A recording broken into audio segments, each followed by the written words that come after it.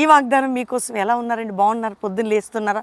Pastor Praveen YouTube నుండి చక్కటి వాగ్దానాలు మీకు ప్రార్థనలు వస్తున్నాయి. 5-6 పాలు పొందండి. కష్టంలో ఉన్నారా? ఏదైనా ప్రయాణాల్లో ఉన్నారా? బాధలో ఉన్నారా? అంటే ప్రయాణం అంటే వేదనకరమైన పరిస్థితులు. ధైర్యంగా ఉండండి.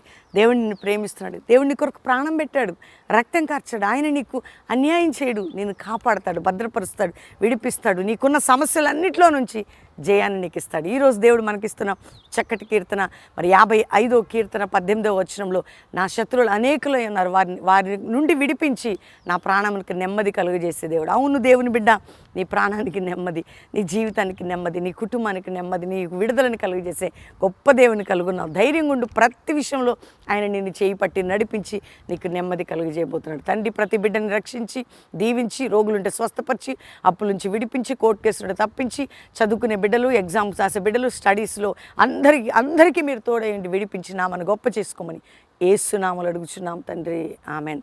దేవుని బిడ్డలారా, ఈ మాట మీకోసం కాబట్టి అందరు కూడా పాస్టర్ ప్రవీణ్ ఇన్స్టా ఫాలో అవ్వండి, అందరికీ తెలియజేయండి.